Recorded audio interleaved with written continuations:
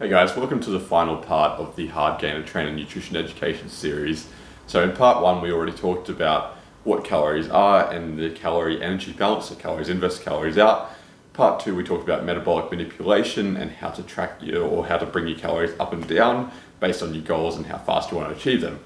Now we're going to talk about how to actually track your calories and how to compensate them when you need to. So we're going to start off on how to track your calories. Now, when tracking, I always use the MyFitnessPal app, and I've always found that the best for me. And the beauty behind it is I can actually integrate it with my own personal training app for my clients, so I can then see what they've had throughout the week. So how many calories they've had, what food they've had, and I can look at those numbers and give them new targets for the following week based on their check-in. Now, when I'm looking at calories, I'm always looking at the numbers there. So I treat it like a budget, like I would with my normal money. So the best way to break it down is into a weekly budget, as you do with your normal money. So we're going to go for the 2,000 calorie intake. So 2,000 calories, multiplying that by 7.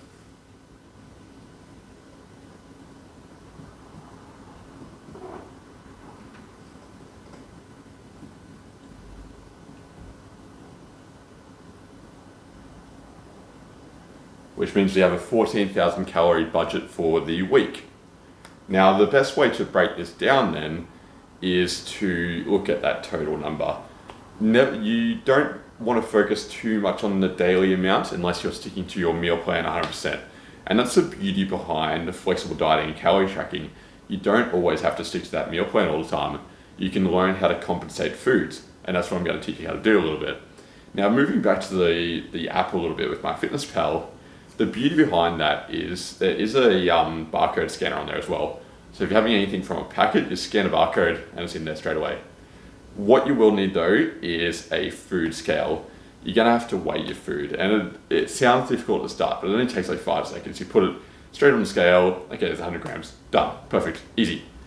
Now, one thing that I get from clients a lot is when they're making up big recipes and they don't want to weigh all their food all the time. Totally get it, it's a pain in the ass. So the best shot there is just to try to get something as close as possible. So if you've made a stir fry, you got a lot of different ingredients in there. Yes, you could break it down, you can weigh each part if you want to. Most people don't. So just get as close as possible. So if it's chicken stir fry, put in chicken stir fry, get a close thing. If you've made a pie, put down pie, get as close as possible. It's about getting in the habit of tracking all the time so you know roughly what you're having. And obviously the more accurate, the better. So I generally have really simple meals just so it is easy to track and I track everything. But some people want more recipes. I just don't have time to cook, so I make mine as simple as possible and it makes it a lot easier to track. But to each their own. Now I'm also going to be talking about a few different calorie tracking techniques. One of which is planning ahead.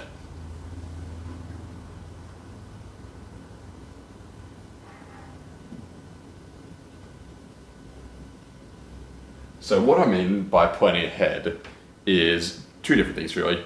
One could be having a meal plan that you follow each week, and this is what I do personally. I set up a meal plan for myself, I cook it all in bulk so it's ready to go, and that way I don't have to track each individual day.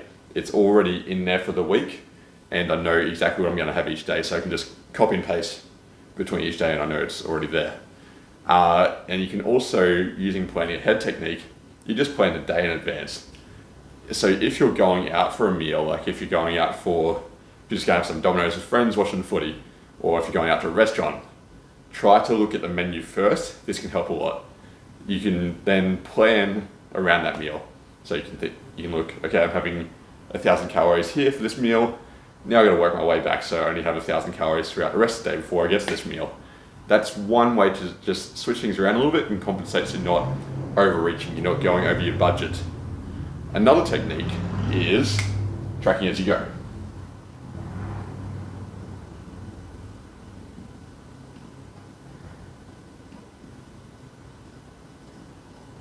Now this works well as well. So all that means is you just you have a look at your food while you're eating it. You just track it while you're eating it.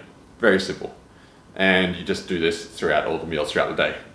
The only problem here is sometimes you get up over the budget at the end, so you can end up over the 2,000 calorie mark or way under. So you have to either try to slow down and eat less, or you have to eat more to get up to that amount. which is fine. And even if you do go over the amount for the day, that's fine. Let's say you've gone over, going here. So you've gone way over. You went 3,000 one day. Two options there. You either go 1,000 on the next. I wouldn't recommend that because it's very hard to hit and it is quite low, so you're probably not getting enough nutrients. What I'd say instead,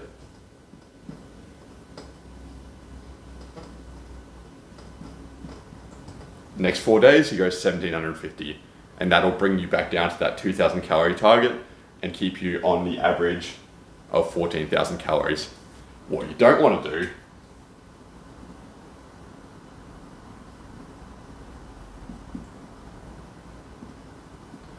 you don't want to start backtracking. And I've been guilty of this before. I just think, oh, I'll just do it at the end of the day. And then you get to the end of the day and two things happen. Either you just don't feel like it, or you forget what you've actually had throughout the day. So you never want to backtrack. Do it either as you go or plan ahead. And this is an important thing to remember as well, because I never want, one thing I always tell my clients is I never want them to feel guilty going out for food. I never want them to feel guilty going to a party, enjoying their food, or just going out for a meal with friends. I teach them how to compensate around it, so they can then either, if they've blown it out during that party, then they bring it back down again.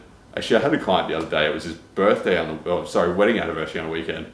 I said, mate, go for it, enjoy yourself. I'm giving you permission to go out and enjoy the food, and then we'll work around it after that.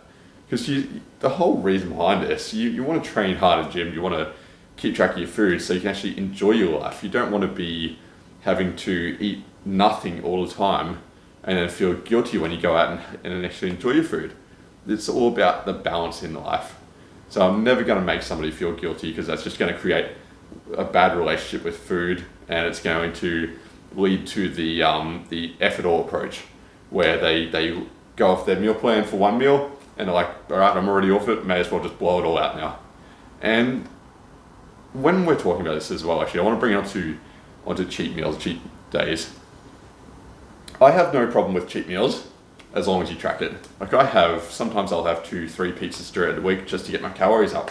Not recommended, but when you're on about 4,000 calories, sometimes you need to get that little bit extra in. So cheat meals are fine as long as you keep track of the food, because you don't want to get to the end of the day and you've had an extra 1,500 calories, but you don't know about it.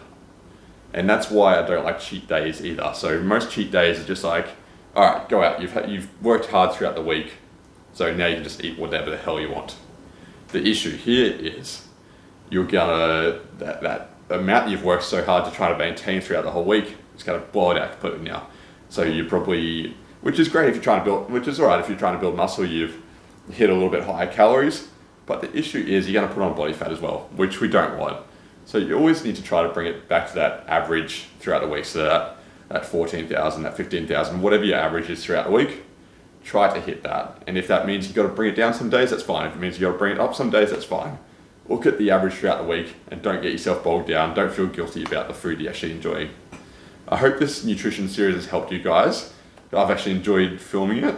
I'm going to be doing more videos, obviously, but this was just a big one that I wanted to put all together. So I hope that the basics have got there for you. If you didn't understand any of it, please contact me straight away. But I hope you guys got something out of it and you enjoyed it. And if you did, please like, subscribe, make me feel happy, and I'll see you guys in the next video.